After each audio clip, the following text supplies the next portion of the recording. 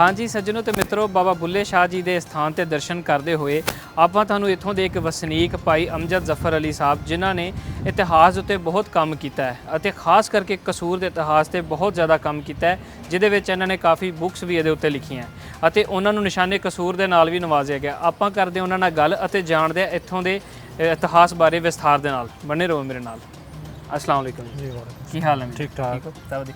अच्छा वीर जी जिवें कि आपां बाबा बुल्ले शाह जी के दरबार ते पहुंचे इन्हां दा इतिहास एडा कि वड्डा है कि आपां एक दिन दे विच तां मैं कहना कवर नहीं कर सकते पर असीं जाणांगे तुसीं उन्हां दी जीवन शैली दे बारे या उन्हां दी मुढ़ली जिंदगी दे बारे सानूं चानण पाओ क्योंकि तुसीं इत्थों दे वसनीक हो। जिवें नस्ल दर नस्ल चीज़ां चलदियां तुहाडे वड्डिआं ने जिवें तुहानूं गाइड कीता ते तुसीं सानूं उदां साडे दर्शकां नूं दस्सो उन्हां दे इतिहास बारे। जी बुल्ले शाह की वजह तो कसूर नूं बहुत ज़्यादा पहचान मिली। बुल्ले शाह कसूर के रहने वाले नहीं सी।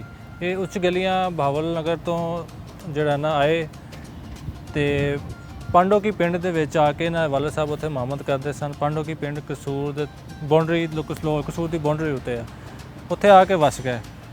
पांडो की तो वाले साहब कोई पहले पढ़ते रहे उस तो बाद उत्थों दे एक चौधरी का पिंड के चौधरी नाल इन्हां दा इख्तलाफ शुरू होया।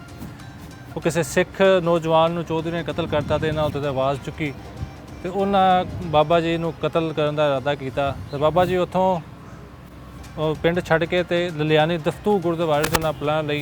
उत्थों चलते हुए सैलाने वाला मंदिर कसूर आके उन्हें पनाह लई। फिर उस तो बाद हाफिज़ गुलाम मुर्तज़ा कसूरी साहब को मस्जिद च आके पढ़ना शुरू कर दिता।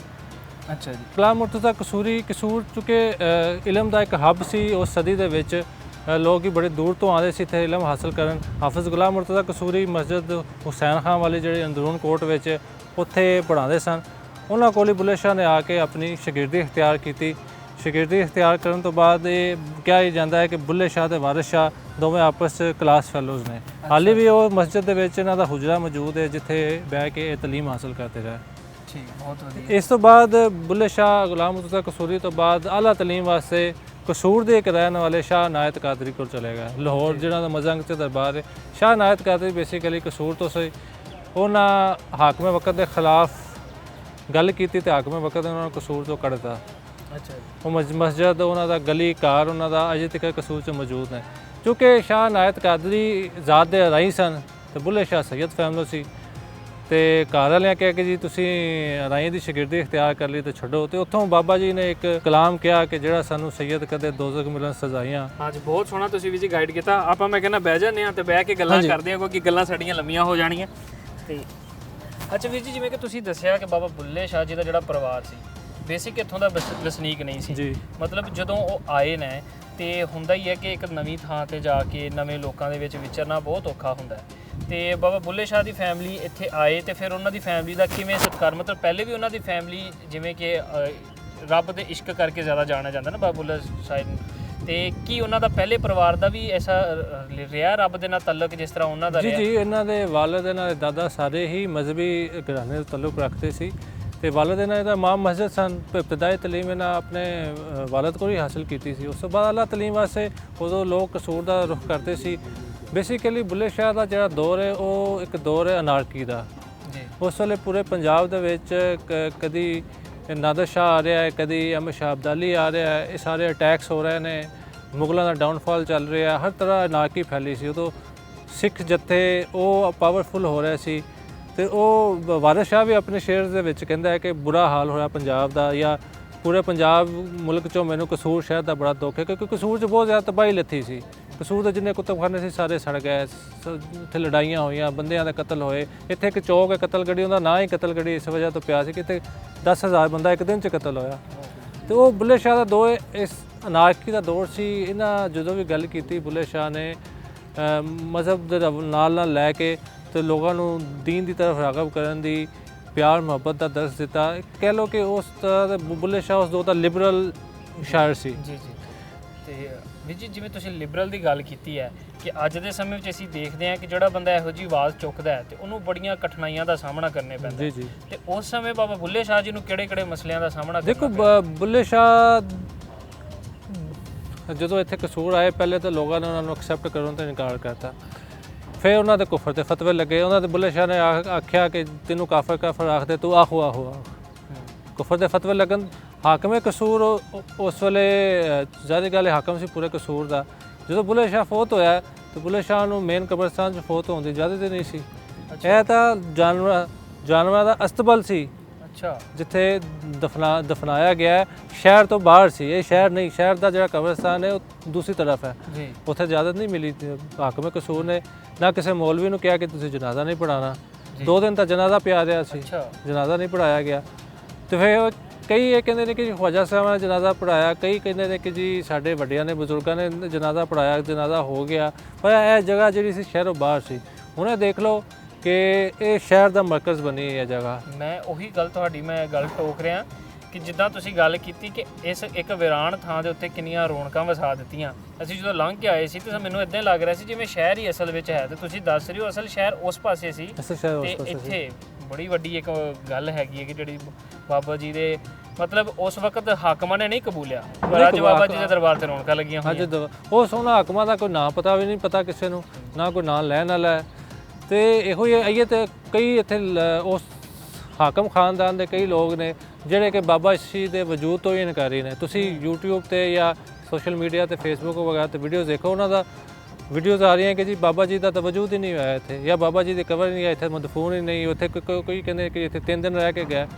ਸਾਰੀਆਂ ਬੇਬੁਨਿਆਦ ਗੱਲਾਂ, ਸਾਰੇ ਬੇਬੁਨਿਆਦ ਚੀਜ਼ਾਂ। ਰਣਜੀਤ ਸਿੰਘ ਆਪਣੇ ਦੌਰ 'ਚ ਜਦੋਂ ਕਸੂਰ ਦਾ ਰਣਜੀਤ ਸਿੰਘ ਦੀ ਹਕਮੀਅਤ ਦੇ ਵਿੱਚ ਆਇਆ ਤਾਂ ਬੁੱਲੇ ਸ਼ਾਹ ਦਰਬਾਰ ਤੇ ਹਾਜ਼ਰ ਦਿੱਤਾ। ਉਹਨੂੰ ਰਿਕਾਰਡ ਮੌਜੂਦ ਹੈ ਕਿ ਜੋ ਇੱਕ ਦਫਾ ਉਹਨੇ 200 ਰੁਪਇਆ ਇੱਥੇ ਨਜ਼ਰਾਨਾ ਵੀ ਦਰਬਾਰ ਤੇ ਦਿੱਤਾ ਜੀ। ਬਹੁਤ ਵਧੀਆ। ਤੇ ਇਹ ਸਾਰੀਆਂ ਚੀਜ਼ਾਂ ਵਕਤ ਦੇ ਨਾਲ ਨਾਲ ਤਾਰੀਖ ਦਾ ਹਿੱਸਾ ਬਣਦੀਆਂ ਗਈਆਂ। ਅੱਛਾ ਵੀਰ ਜੀ, ਤੁਸੀਂ ਗੱਲ ਦੱਸੀ ਜਿਵੇਂ ਕਿ ਬਾਬਾ ਬੁੱਲੇ ਸ਼ਾਹ ਜੀ ਦੇ ਜਿਹੜੇ ਟੀਚਰ ਸੀ ਗੁਲਾਮ ਮੁਰਤਜ਼ਾ ਕਸੂਰੀ ਸਾਹਿਬ, ਜਿਹੜੇ ਕਿ ਉਹਨਾਂ ਦੇ ਪਹਿਲੇ ਟੀਚਰ ਸਨ, ਤੇ ਉਹ ਕਿਸ ਸਮੇਂ ਦੇ ਵਿੱਚ ਕਿਹੜੀ ਉਮਰ ਦੇ ਵਿੱਚ ਉਹਨਾਂ ਦੇ ਟੀਚਰ ਸਨ, ਔਰ ਦੂਸਰਾ ਉਸ ਤੋਂ ਇਲਾਵਾ ਜਿਹੜਾ ਉਹਨਾਂ ਨੇ ਆਪਣਾ ਗੁਰੂ ਮੰਨਿਆ ਸ਼ਾਹ ਅਨਾਇਤ ਕਾਦਰੀ ਸਾਹਿਬ ਨੂੰ ਮੰਨਿਆ, ਤੇ ਉਹਨਾਂ ਨਾਲ ਮਿਲਾਪ ਕਿਵੇਂ ਹੋਇਆ, ਸਾਨੂੰ ਇਹਦੇ ਬਾਰੇ ਥੋੜਾ ਜਿਹਾ ਗਾਈਡ ਕਰੋ। ਦੇਖੋ, ਇਬਤਦਾਈ ਤਾਲੀਮ ਤਾਂ ਵਾਲਦ ਕੋਲ ਲਈ, ਵਾਲਦ ਤੋਂ ਤਾਲੀਮ ਤੋਂ ਬਾਅਦ ਬੰਦਾ ਜਾਂਦਾ ਕਿ ਸਕੂਲ ਕਾਲਜ। ਜਦੋਂ ਸਕੂਲ ਕਾਲਜਾਂ ਦਾ ਰਿਵਾਜ ਨਹੀਂ ਸੀ ਤਾਂ ਮਦਰਸੇ ਜਾਂ ਖਾਨਕਾਵਾਂ ਜਾਂ ਦਰਗਾਹਾਂ ਜਾਂ ਮੰਦਰ ਵਗੈਰਾ ਗੁਰਦੁਆਰੇ ਇੱਥੇ ਲੋਕ ਭੇਜਦੇ ਸੀ ਆਪਣੇ ਬੱਚਿਆਂ ਨੂੰ ਤਾਲੀਮ ਹਾਸਲ ਕਰਨ ਲਈ। ਤੇ ਲਾਹੌਰ ਦੇ ਨੇੜੇ ਤੇੜੇ ਜਿਹੜਾ ਸੀ ਉਹ ਗੁਲਾਮ ਮੁਰਤਜ਼ਾ ਕਸੂਰੀ ਦਾ ਸੀ ਦਰਸਗਾਹ। ਤੇ ਉਹ ਇਬਤਦਾਈ ਤਾਲੀਮ ਕੋਈ ਬੰਦਾ ਕੋਈ 10 ਸਾਲ 12 ਸਾਲ ਦੀ ਉਮਰ ਤੋਂ ਲੈਣ ਤੋਂ ਬਾਅਦ ਉਹ ਇੱਥੇ ਹਾਫਿਜ਼ ਗੁਲਾਮ ਮੁਰਤਜ਼ਾ ਕਸੂਰੀ ਕੋਲ ਆ ਗਏ। ਇਸ ਤੋਂ ਬਾਅਦ ਇੱਥੋਂ ਮਜ਼ੀਦ ਇਲਮ ਦੀ ਚਾਹਤ ਹੋਈ ਤੇ ਖੁਆਬ ਵਿੱਚ ਆਇਆ ਕਿ ਜੀ ਇੱਧਰ ਨੂੰ ਰੁਖ ਕਰੋ ਸ਼ਾਹ ਅਨਾਇਤ ਕਾਦਰੀ ਵੱਲੇ। ਸ਼ਾਹ ਅਨਾਇਤ ਕਾਦਰੀ ਦੀ ਕਿਤਾਬ ਇਹ ਜਾਮਿਆਤੁਲ ਅਜ਼ਹਰ 'ਚ ਇੱਕ ਪੜ੍ਹਾਈ ਜਾਂਦੀ ਹੈ। ਉਹ ਉਸ ਦੌਰ ਦੇ ਐਡੇ ਵੱਡੇ ਬਜ਼ੁਰਗ ਸਨ ਜਾਂ ਕਹਿ ਲਓ ਕਿ ਉਸਤਾਦ ਸਨ, ਉਹਨਾਂ ਦੀ ਕਿਤਾਬ ਅੱਜ ਵੀ ਪੜ੍ਹਾਈ ਜਾਂਦੀ। ਤੇ ਇੱਥੋਂ ਫਿਰ ਉਹ ਲਾਹੌਰ ਚਲੇ ਗਏ ਨੱਚ ਕੇ ਯਾਰ ਮਨਾਣਾ। ਉਹ ਸ਼ਾਹ ਅਨਾਇਤ ਕਾਦਰੀ ਹੀ ਕਿਸੇ ਗੱਲ ਤੋਂ ਰੁੱਸੇ ਸੀ ਤੇ ਉਹਨਾਂ ਨੂੰ ਮਨਾਉਣ ਵਾਸਤੇ ਉਹ ਅੱਛਾ, ਇਹ ਗੱਲ ਕੋਈ ਸ਼ੇਅਰ ਕਰ ਸਕਦੇ ਹੋ ਸਾਡੇ ਨਾਲ ਕਿ ਕਿਹੜੀ ਕੋਈ ਉਸ ਸਮੇਂ ਗੱਲ ਹੈ ਜੇਕਰ ਤੁਸੀਂ ਇਹਦੇ ਬਾਰੇ ਜਾਣਦੇ ਹੋਵੋ? ਇਹ ਗੱਲ ਮੇਰੇ ਇਸ ਵੇਲੇ ਜ਼ਿਹਨ 'ਚ ਨਹੀਂ ਆ ਰਹੀ ਕਿ ਕਿਸੇ ਚੀਜ਼ ਤੋਂ ਨਾਰਾਜ਼ ਹੋਏ ਸੀ ਉਹ, ਤੇ ਉਹ ਫਿਰ ਉਹਨਾਂ ਦਰਬਾਰ 'ਚ ਐਂਟਰੀ ਬੰਦ ਕਰਤੀ ਸੀ ਕਿ ਤੂੰ ਨਹੀਂ ਆਉਣਾ। ਤੇ ਇਹ ਫਿਰ ਉਹਨਾਂ ਨੱਚ ਕੇ ਉਹ ਨੱਚ ਗੁਰ ਬਣ ਕੇ ਤੇ ਉਹ ਯਾਰ ਮਨਾਉਣਾ, ਤੇ ਉਹ ਸਾਰਾ ਉਸੇ ਚੀਜ਼ ਦਾ ਹੀ ਹਿੱਸਾ ਹੈ।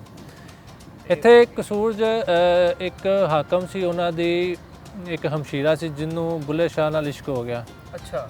ਤੇ ਉਹਨੇ ਬੁੱਲੇ ਸ਼ਾਹ ਨੂੰ ਬੁਲਾਇਆ, ਉਹਨੇ ਕਿਹਾ ਜੀ ਮੈਂ ਤੇਰਾ ਚਿਹਰਾ ਵੇਖਣਾ ਚਾਹੁੰਦੀ ਹਾਂ। ਤੇ ਬੁੱਲੇ ਸ਼ਾਹ ਨੇ ਕਿਹਾ ਜਿੰਨਾ ਚਿਰ ਮੈਨੂੰ ਭਰਾ ਨਾ ਆਖੇਗੀ ਉਹਨਾਂ ਚਿਰ ਮੈਂ ਤੈਨੂੰ ਚਿਹਰਾ ਨਹੀਂ ਵਿਖਾਉਣਾ। ਤੇ ਫਿਰ ਉਹਨੇ ਭਰਾ ਆਖਿਆ ਤੇ ਬੁੱਲੇ ਸ਼ਾਹ ਨੇ ਚਿਹਰਾ ਵਿਖਾਇਆ।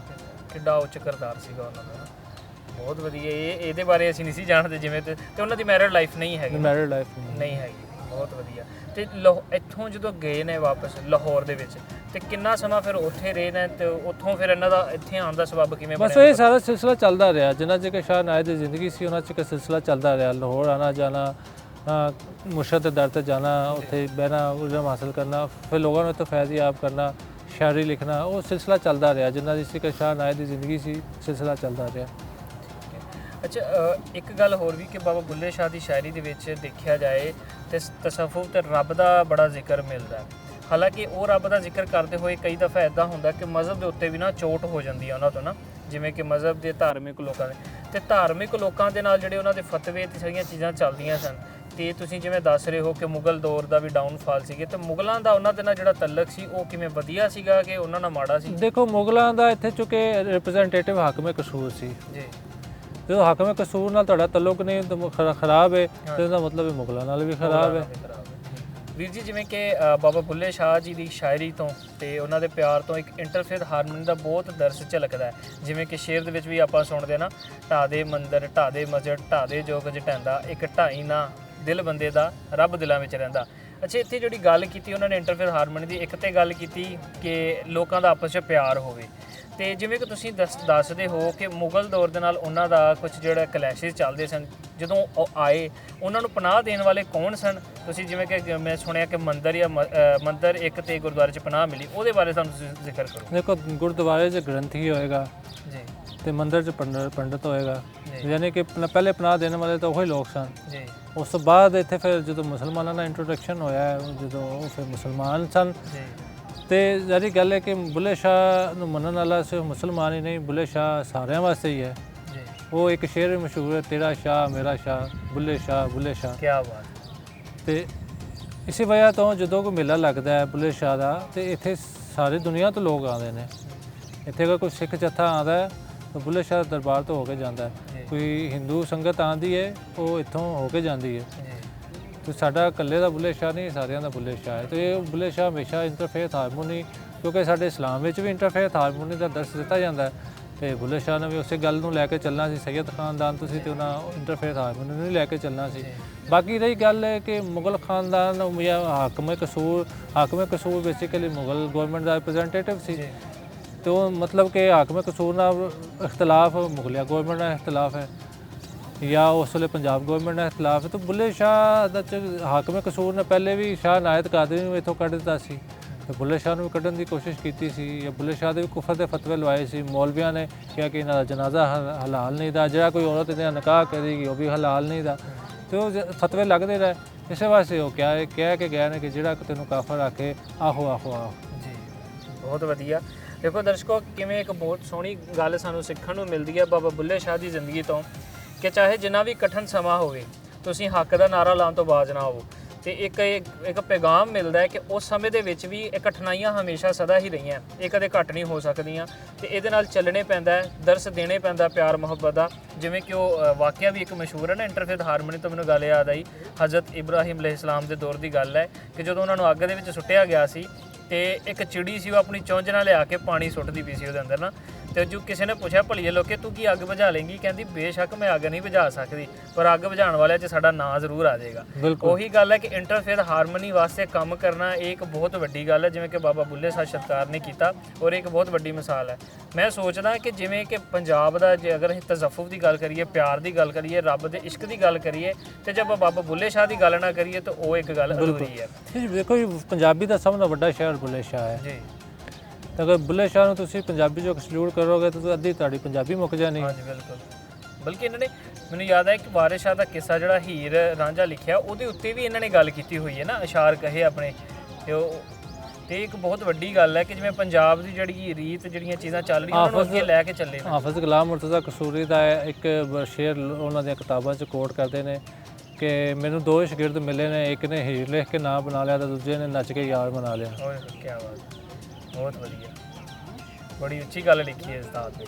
ਤੁਸੀਂ ਸੈਲਾਨੀ ਵਾਲੇ ਮੰਦਰ, ਸੈਲਾਨੇ ਵਾਲਾ ਮੰਦਰ, ਸੈਲਾਨੇ ਵਾਲਾ ਮੰਦਰ, ਉਹ ਇੱਥੇ ਨੇੜੇ ਹੀ ਹੈ? ਇੱਥੇ ਨੇੜੇ ਹੀ ਹੈ, ਇੱਥੇ ਤੋਂ ਕੋਈ 1 ਕਿਲੋਮੀਟਰ ਦੇ ਫਾਸਲੇ ਤੇ ਆ। ਅੱਛਾ ਅੱਛਾ ਅੱਛਾ। ਉਹ ਹਜੇ ਵੀ ਆਪਣਾ ਕਾਇਮ ਧਾਇਮ ਉਸ ਕਾਇਮ ਮੰਦਰ, ਉੱਥੇ ਕੁਝ ਅਸਰਾਤ ਬਾਕੀ ਨੇ। ਉੱਥੇ ਬੁੱਲੇ ਸ਼ਾਹ ਦੀ ਤਸਵੀਰ ਵਗੈਰਾ ਲੱਗੀ, ਉੱਥੋਂ ਜਿਹੜਾ ਜਗ੍ਹਾ ਤੇ ਬੈਠਦਾ ਉਹ ਬੰਦਾ ਤੁਹਾਨੂੰ ਮਜ਼ੀਦ ਦੱਸ ਸਕੇਗਾ ਕਿ ਕੀ ਹੋਇਆ ਸੀ ਇੱਥੇ, ਕਿਵੇਂ ਹੋਇਆ ਸੀ।